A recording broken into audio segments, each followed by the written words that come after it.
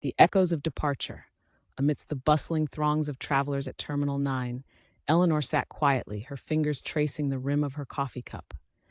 The airport was alive with a symphony of sounds, the rhythmic announcements of flight departures, the hurried footsteps of passengers, and the occasional laughter of families reunited.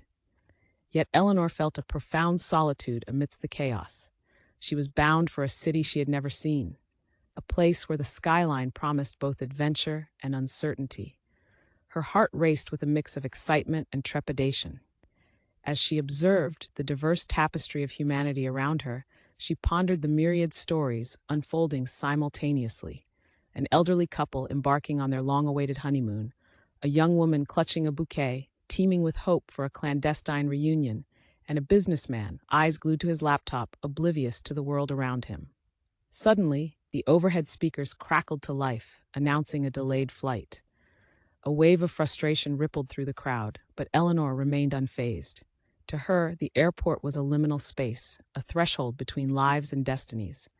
Each delay was an opportunity, a chance to eavesdrop on life's narratives, to witness the fleeting connections made in waiting areas. As she rose to board her flight, Eleanor took one last glance at the terminal. The faces of strangers lingered in her mind, each one a reminder that every journey begins with a single step, and every departure carries the weight of 1,000 untold stories. In that moment, she realized that airports were more than mere gateways. They were the echoes of departure, resonating with hopes, dreams, and the infinite possibilities of tomorrow.